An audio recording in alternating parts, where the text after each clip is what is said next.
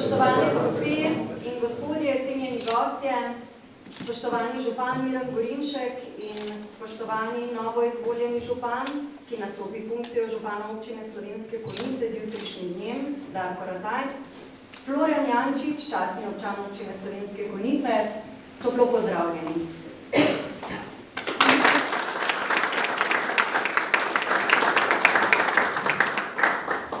Pravijo, da je voščilo v srcu vzgojenih nasad najlepših misli in lepih navad. Lepo navado smo ohranili tudi mi in zato vam tudi letos izrekamo dobrodošlico na prednovoletnem srečanju. Dobrodošli.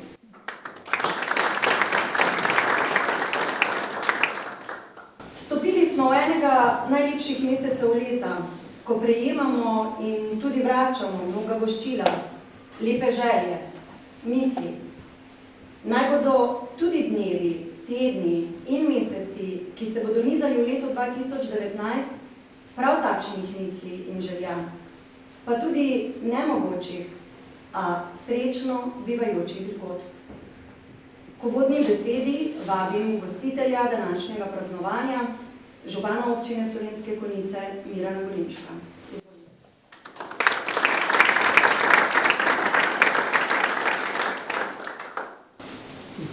Spoštovani gospe in gospodje, podjetnice, podjetniki, direktorji javnih zavodov in podjetij, dobrodošli in prisrčno pozdravljeni na tem zdaj že zares tradicionalnem prednovoletnem srečanju, kjer običajno malo obrnemo misli za zadnjih 12 mesecev, kaj smo uspeli narediti, kaj nam je ostalo mogoče kot izziv za naslednje obdobje in hkrati tudi, da ugotavljamo, kako podjetniki sodelujete z lokalno skupnostjo in obratno. In ko jaz gledam zadnjih 12 mesecev, lahko z veseljem ugotavljam, da se stvari premikajo tudi v okviru Ljubljanskega poslovnega kluba na bolje, da je to sodelovanje, ta pogovor dosti bolj gladek, dosti bolj tekoč. In hkrati se tudi vidi na zunaj, da se je marsikaj že spremenilo. V mislih imam seveda Konusov travnik, kjer po nekajletnem pad položajev je sedaj stekla tudi tista gradnja, ki jo vsakodnevni obiskovalci oziroma domačini lahko opazujete. Seveda se vmes dogaja tudi, da se podjetništva dotika. Tudi to, kar je v tem trenutku še o čem skrito, tukaj imam pa v mislih poslovno cono v Tepanju, kjer je bil v letošnjem letu sprejet občinski podroben prostorski načrt. V bistvu so stvari pripravljene tako daleč, da je potrebno še nekaj bodic odstraniti in bodo tudi tu zadeve stekli. Seveda je naloga lokalne skupnosti tudi to, da pripravlja pogoje v smislu komunalne infrastrukture, prometne infrastrukture in tudi tu lahko z veseljem napovemo, da so marsikateri večletni projekti, ki smo jih več let pripravljeni in gredo v izvedbo že takoj spomladi. Če se samo dotaknem cestne infrastrukture, krožišče pri Hoferju je v bistvu pogodba že podpisana, krožišče na vstopu na avtocesto in povezovalna cesta v novo poslovno cono je tudi tik pred zdajci, da štarta. Marsikateri projekt, recimo na vstopu Vroče, je tudi izvajalci zbran, pogodba podpisana za cesto Žičkega Turca proti Starim Slimenam oziroma proti Pasmeri Dravem. Tako da, ja, stvari se kar premikajo. In glede na to, da je to tale nagovor, moj zadnji v 12 letih, bi se vam vsem skupaj želel zahvaliti za vso sodelovanje, za vse stiske rok, za nasmehe, tudi včasih za kakšno bolj ostro besedo, da smo skupaj zmogli nekako premikati te izzive v smeri pozitivne, v smeri razvoja naše celotne Dravinjske doline, ne samo Konjic ali pa samo občine Slovenske Konjice. Seveda, na tem mestu še eno priporočilo. Moja želja je, da vse to pozitivno razmišljanje, ki smo ga mi ustvarjali, ki smo ga gojili, prenesete na mojega naslednika, na gospoda Darka Ratajca, s katerim smo še nekajkrat sedela na to temo, kako družno, z roko v roki zapeljati ta voz, ta optimizem v tisto smer, kako ga obdržati. Da ne bi podlegli, kako se včasih pri nas dogaja, tisti negativnemu razmišljanju, ker tisto pa res ne vodi nikamor. In s temi mislimi, z optimizmom, gledam tudi na svojo bodočo poklicno pot. Jaz vem, da odhajam v dosti bolj mirno življenje, pa naše poti se bodo še vedno srečevale in takrat bom vesel, da si lahko vedno pogledamo v oči, se nasmejemo in da tudi v miru kakšen koderček spijemo, ker sedaj je bilo včasih premalo časa za te stvari. Vam vsem pa želim, da vam to sporočilo, ki ga prinaša Božič, ne darila božična, to sporočilo, ta toplina srca in pa svetloba upanja, da se naseli v vaša srca in v srca vseh vaših domačih, v novem letu pa seveda obilo poslovnih uspehov, trdnega zdravja in pa optimizma. Pa prijetno druženje.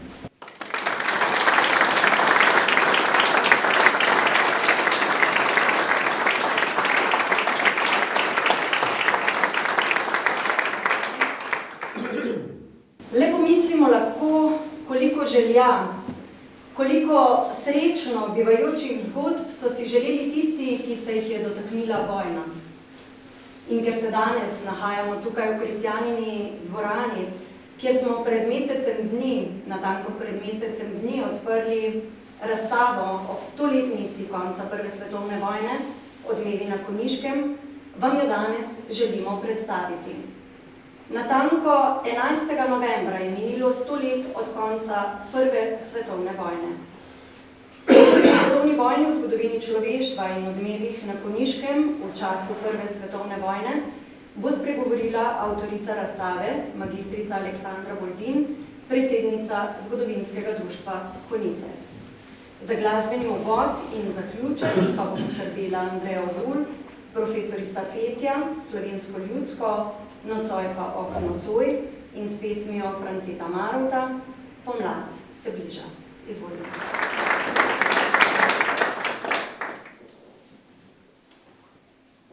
Oh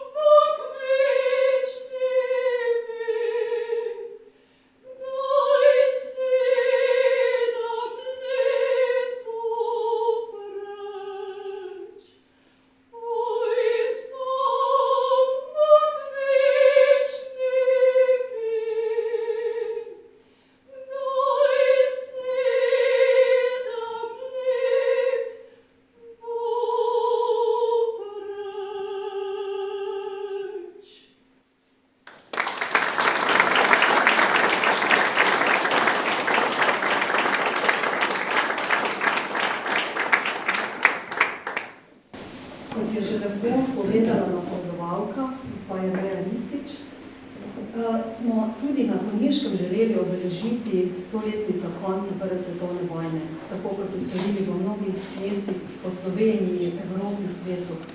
Ampak smo želeli poiskati, kaj je pristnega, torej poiskati vire, ki obstajajo tukaj. No, moram povedati, da so se me najbolj dotaknila prav pisma preprostih vojakov. Na panojih so povečana, torej ta korespondenca je vidna, da jo lahko preberemo, kaj vse so doživljali. In prav presenetljivo je bilo prebirati, kako so preprosti vojaki, mnogi med njimi so bili polpismeni, prijeli za pero, prav pogosto tudi svinčnik, in zapisali, kaj jih je težilo. Prav človeške vezi so jih namreč ohranjale v teh nečloveških odnosih, težkih obdobjih. No, ne moremo pa tudi mimo propagande. Namreč v tem času se je tudi na Konjiškem dogajalo, da je bilo propagando za boj, za cesarja, za domovino, da se odpravljajo. In na začetku, če si boste potem uspeli pogledati, sta prav dve zanimivi razglednici, ki sta plod takšne propagande. Ena je tamle na začetku, kjer je ohranjena Žička kartuzija s podobo vojaka in z značilnimi zapisi, ki vabijo na boj. Druga je pa iz Konjiškega trga, kjer je zraven upodobljen tudi strelski jarek, nad strelskim jarkom pa tudi angel varuh. No, če pogledamo še predmete, vse polno je molitvenikov, vse polno je nekih božjih podobic, kar pomeni, da so tako domači, ki so ostali tukaj, kot vojakom, pravzaprav molitve oziroma božja uteha pomenila zelo veliko. Izpostavila bi še dva pomembna pisna vira. Eden je v nemščini in sicer gre za dnevnik, ki je bil najden v Zoretovi hiši v Konjiškem trgu.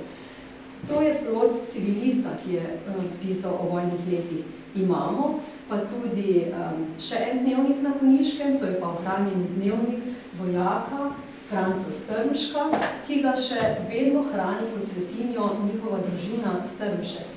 Prav zanimivo se je bilo tudi pogovarjati s hčero tega gospoda, ki nam je zaupala kar precej podrobnosti iz tega časa.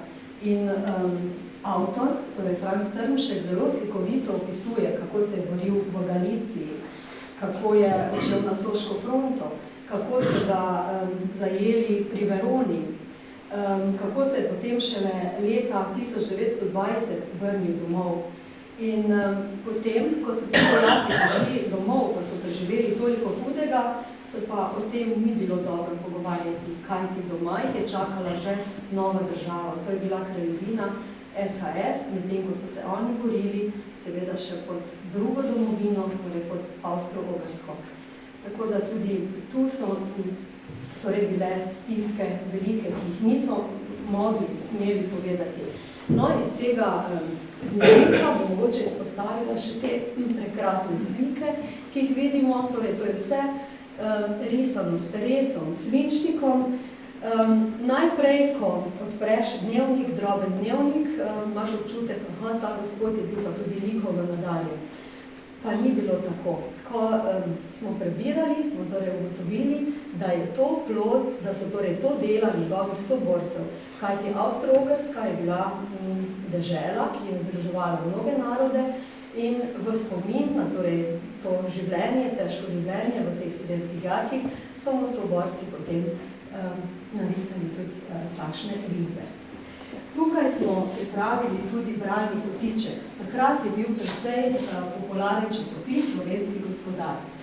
In če boste kdaj imeli čas, razstava je odprta do aprila, si lahko znotraj pogledate, namreč z rdečo smo označili članke, ki se nanašajo prav na naše vojake, torej, ki so bili doma z Konjiškega in tudi kako so vojna leta preživljali civilni ljudje.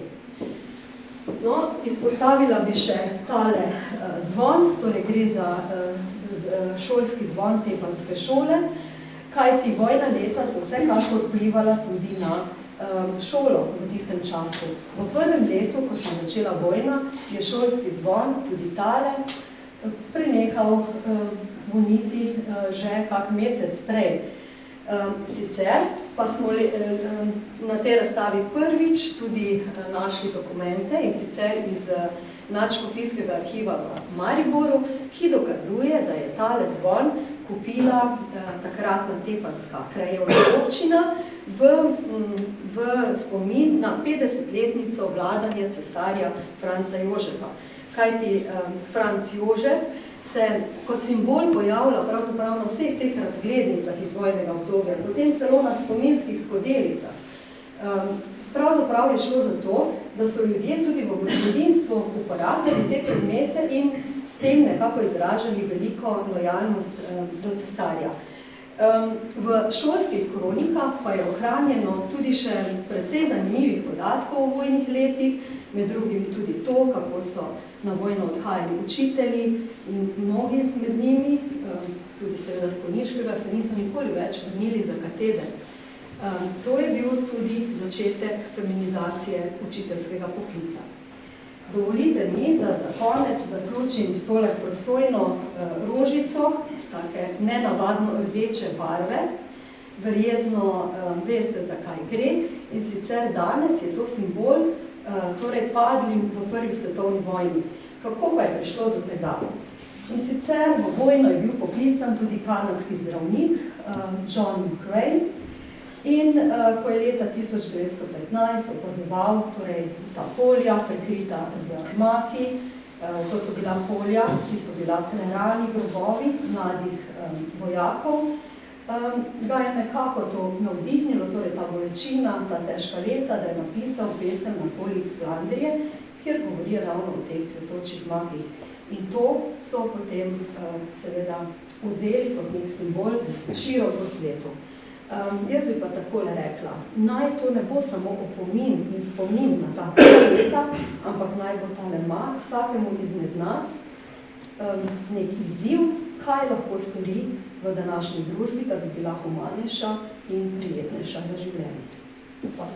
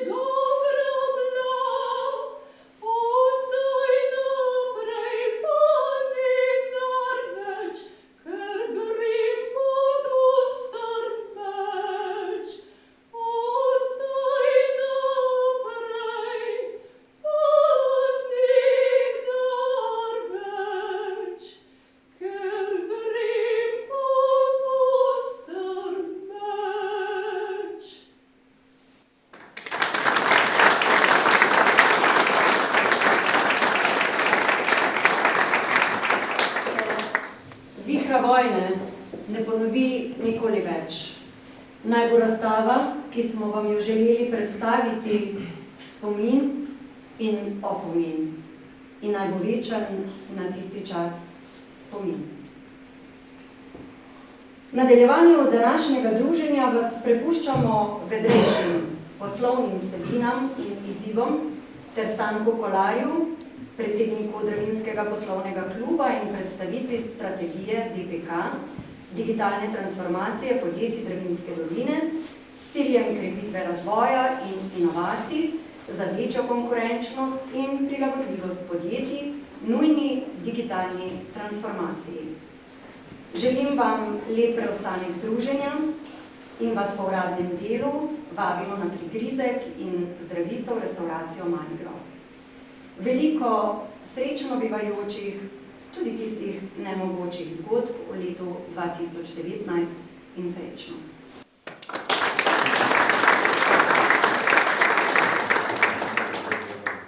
Najlepša hvala organizatorju današnjega druženja za tole možnost, da se tudi mi vrnemo za ne en mesec nazaj, ampak za en teden nazaj, ker se v tem istem prostoru dogaja dogodek, ki smo ga imenovali delavnica za pripravo strategije digitalizacije Dravinjske doline kot vzročne referenčne doline v Evropski uniji. Resnična želja je, da Dravinjski poslovni klub zastavljeno strategijo izvede v prihajajočih 2 letih in da na ta način poskuša zakovati neko pot, neki vzročni model tudi v Sloveniji in za druge, ki bi naj pomagali podjetjem z izmenjavo lastnih izkušenj, z vabljenimi strokovnjaki iz drugih področij, da bi naredili uspešnejši prehod v digitalno družbo, industrijo 4.0 ali pa če nas bo celo prehitela industrija 5.0, tudi v 5.0.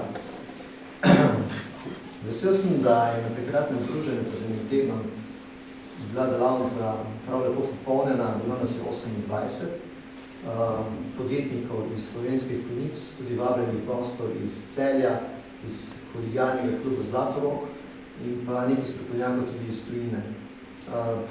Uspešno smo delo v moderatorstvu kolega iz Ljubljane, iz Razvojnega inštituta ABC, odpeljali tudi dalje, da smo uspeli sprejeti par sklepov, ki so popisali dejansko stanje in so nekako dali usmeritve za delo skupin, ki smo jih tudi že približno oblikovali in se bodo dokončno oblikovali v izvajanju delavnice na naslednjem letu. Dravinjski poslovni klub zdaj šteje kar 3 leta, čez prst rečeno. Zahvala gre tukaj gospodu Emilu Martinšku, prvemu predsedniku, jaz to funkcijo upravljamo od letošnjega leta, od spomladi dalje. Poskušamo narediti en program, naredili smo ga in ga tudi dejansko izvajamo. Prvi posvet junija je bil v prostorih Zlatega griča v Mateti, kjer smo naredili eno zelo uspešno in odmevno akcijo o predstavitvi krožnega gospodarstva in pa digitalizacije družbe v splošnem. Zdaj smo se bolj fokusirali na industrijo in pa tudi na storitveni sektor, ki je koristnik storitev digitalnih produktov. Zelo mi je všeč, bom predstavljen stran naprej. Tako tole je bil naš takratni turnik. Na družbi smo se tukaj le slabi 3 ure. Kaj pa hočem izpostaviti pa to, da smo lahko predstavili dobro prakso lokalnega podjetja Marot, ki ima še 2 podjetji, MTech in pa Incoltech, ki delata produkte za digitalizacijo podjetij v smislu robotike in pa vitke proizvodne in pa vseh operacijskih sistemov, ki zraven sodijo. Imeli smo poglobljeno debato, kjer smo ugotavljali, koliko smo dejansko pripravljeni na to, da stopimo v škorne industrije 4.0 in pa potem zakorakamo tudi po poti 5.0, da razumemo vsebine, ki jih obe 2 tematiki prinašata. In nekako smo ugotovili, da si še vedno mogoče predstavljamo stvari vsak malo po svoje. Bilo bi dobro, da zaključke te naše delavnice nekako poskušamo se oblikovati na tak način, da se bodo ta mnenja večinoma poenotila, ker na trgu obstajajo različni produkti, ob različnih tolmačenjih, pa potem vsak malo zaide na svoja pota z širjenjem in pa z govorjenjem o tem in z izobraževanjem, pa lahko zadeve bistveno olajšamo. Poudariti želimo, da vsakdo, ki se obvlada z digitalizacijo in uporablja informacijsko tehnologijo, danes že hodi po korakih industrije 4.0. Je pa res, da je ogromno nekih produktov, ki jih pa lahko uspešno izkoristimo, za da zelo pospešimo.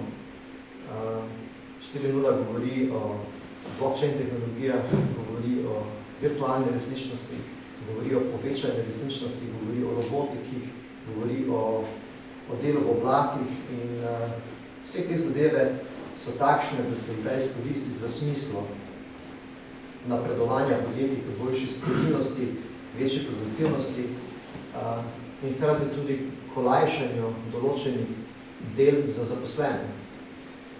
Vsi tisti, ki se bojijo prihoda robotizacije in digitalizacije, jaz verjamem, da njihova prepričanja temeljijo na takšnih temeljih, na temeljih nepoznavanja. Jaz iz osebne izkušnje in z vodenjem 200 zaposlenih ugotavljam, da ljudje rajše delajo z glavo, pa fizično, večinoma je tako. In fizična dela so tiste, ki jih tehnologija in pa razvoj dejansko preusmerila v neke stroje, ki bodo lahko nadomestili človeka v najtežjih okoliščinah dela. Človek je namenjen temu, da vodi proizvodno in da razmišlja in da hkrati soustvarja nove produkte, inovativnost, olajšano delo, večja varnost v delu, so v bistvu produkti, so benefiti, koristi vsega tega, o čemer se pogovarjamo, ko govorimo o industrijski revoluciji 4.0. O kolaboraciji z roboti pa govori industrija 5.0, se je pojavila pred kratkim, nekako kot sporednica digitalizaciji, ki je prišla na pohod kot definicija 5 leti, kot 4. industrijska revolucija. In verjamem, da se bodo te številke še nadaljevali v 6, pa 7, pa 8 in tako dalje. Nekateri kar govorijo, da bodo definirali industrijo X.0, ki ne da bo vstopili, no, in kje se bodo pridružili. Ampak je skrajni čas, da dejansko vsi razmislite, ki ste tukaj in ki se ukvarjate z poslovanjem oziroma z vodenjem podjetij ali pa tudi storitveni sektor pristopi k aktivnemu reševanju svojih mogoče težav ali pa k iskanju priložnosti, ki se pojavljajo z uvedbo teh novih tehnologij.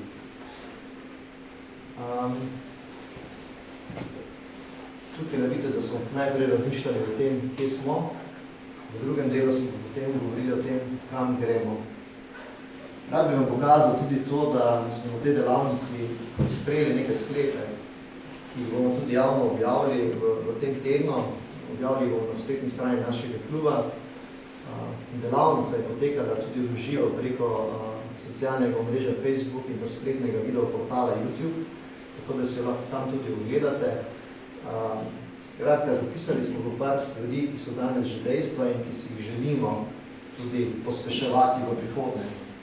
Govorimo o tem, da želimo strategijo, ki bo Dravinjsko dolino uglasila kot eno referenčno digitalno dolino v Evropski uniji. Se pravi, da vsi razumemo, kaj pomeni digitalizacija in da vsi, ali skoraj vsi praktično, delamo na tem, da se na to pot podamo in da od tega tudi imamo koristi. Sodelovanje vabimo vse zainteresirane, seveda tiste, ki so praktični uporabniki, ki so podporniki, ki so mogoče tudi iz javnega sektora, tudi javni sektor, storitvena dejavnost, o kateri govorim, je velik uporabnik tehnologij in je prav, da se pridruži in da poskuša tudi svoje delo oblikovati na čim bolj optimalen in učinkovit način. Govorimo tudi o tem, da lokalna skupnost kot občina ima še mnogo priložnosti v digitalizaciji svojega poslovanja. Tudi država hodi po poti digitalizacije za certifikati, ki bo napredala lahko že velik del ali pa nezanemarljiv del svoje komunikacije izvajate preko digitalnih medijev. Tu se zadeva ne bo ustavila. Občinama tukaj še veliko za postoriti, pa tudi ostale skupine, ki se bodo oblikovali na bazi lokalnih skupnosti ali regij ali države, bodo te koristi sigurno morali izkoristiti in vključiti v svoje delo. Tukaj je ena od nalog, ki računam, da je tudi novo vodstvo občine razumelo in poskušalo stvari, o katerih smo govorili pred mogoče dvema mesecema nazaj, ko smo ugotovili, da imamo tukaj v Finicah podjetje, ki je našlo prostore ravno v teh prostorih Trdnika, ki poskuša na podlagi pametnih pogodb, se pravi na podlagi digitalno zabeleženih in arhiviranih pogodb zmanjšati administrativno delo pri komuniciranju med posameznimi enotami znotraj občine in tudi navzven proti uporabnikom, ki koristijo občinske storitve, pa da ne govorimo tudi upravne enote, ki pokriva ta del Dravinjske doline, govorimo od Vitanja pa do Poljčan. Udeleženci so namreč bili na tem posvetu od Vitanja do Poljčan. V Vitanju imamo center vesoljskih tehnologij, ki nam pomeni lepo odskočno desko pri prepoznavnosti našega dela in direktor z veseljem poudarja, da tovrstni pospeški, tovrstne strategije in izvajanje lahko prinesejo koristi vsem. Zreča za svojo močno industrijskim bazenom Konice z širitvijo tudi na storitvenem in proti Poljčanom, kjer imamo tudi nekaj močnih industrijskih subjektov, gospodarskih družb, ki gravitirajo tudi delno v Konice in se bodo pridružile pri tem projektu digitalizacije in pomoči drugim izvajanju. Rad bi poudaril, da smo imeli na samem srečanju tudi predstavnico iz Ministrstva za gospodarski razvoj in tehnologijo, ki je v veliki meri koordinatorka marsikaterega projekta ravno na področju digitalizacije, Njeno Dokuzov, za katero smo se pogovorili za pomoč in sodelovanju, kandidirali na nekaterem razpisu, ki bo v letu 2019 objavljen in bo pomoč ravno v smislu pospeševanja digitalnega razvoja podjetij.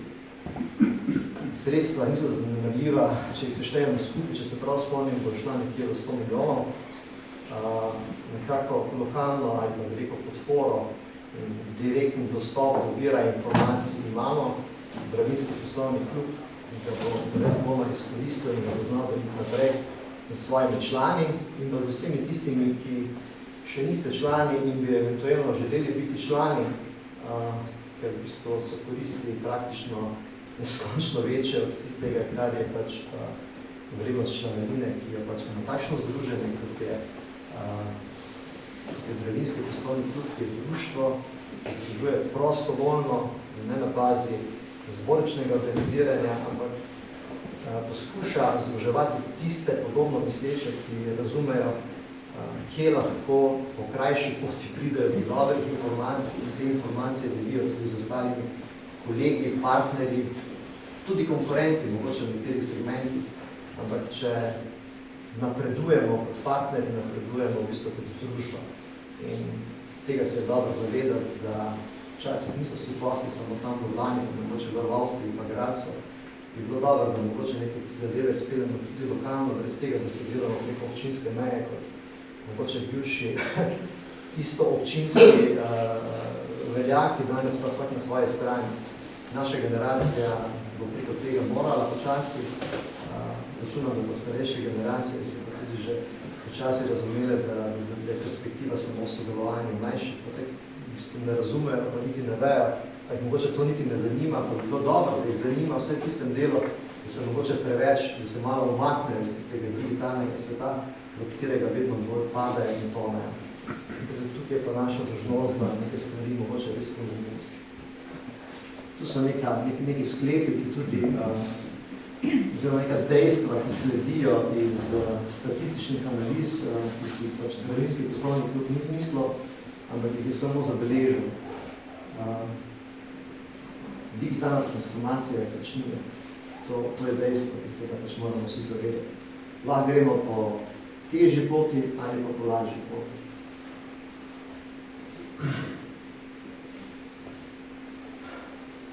Napisali smo nekaj ciljev, kje lahko podjetja profitirajo o tem, kar sem govoril ravno pred parimi minutami.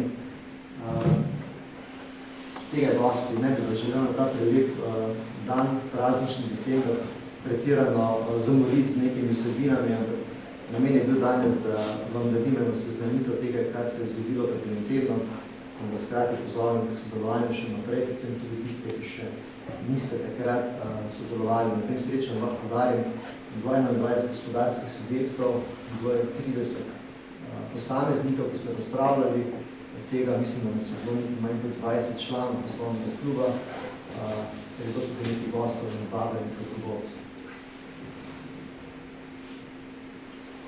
Sprejeli smo tudi sklepe o delovnih skupinah, ki bodo se poskušale vsaka posebej fokusirati na neke teme, zato da bi posameznike razbremenili in bi omogočili, da se pogovarjajo v isti branži, v isti sferi o stvarih, ki jim najbolj ležijo.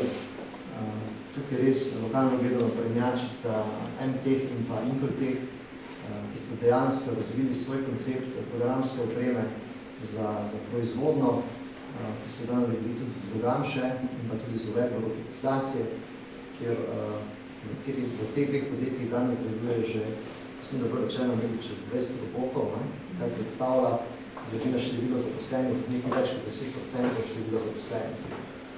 Ugotavljajo, da to pa naše prednosti in tudi ostali, ki so se z njihovo pomočjo podali na to pot, ugotavljajo, da je zadeva izvedljiva, je pa res, da so potrebne tudi globoke analize in razumevanje, kaj vse je treba postoriti, da se zadeva lahko spelje elegantno in hitro. Blockchain tehnologije, umetna inteligenca, transformacija odločevalskih procesov, kompetence, znanje je tisto, ki bo vodilo to digitalizacijo, posamezniki, ki bodo za ali bodo proti in bo zadeve zavirali. Tako da še enkrat za konec vas želim pozvati, da po svoji moči, po svoji želji spodbujete. Društvo je odprto za izmenjavo mnenj. Po novem letu bomo naredili eno srečanje, na katerem bomo tole strategijo predstavili članom in pa širši javnosti in se bomo nekako za 3 mesece lotili dela, da speljemo osnovne programske napotke za leto 2019 in pa za leto 2020. Tako da, hvala lepa, da ste me poslušali, da sem si lahko vzel tale čas za vas. Obljubljam članom, ki tukaj sedijo, je kar nekaj, da bomo napeli mišice in zadevo res naredili skladno s programom in da veselo v nove leto in v nove rezultate tudi strani Vremenskega poslovnega.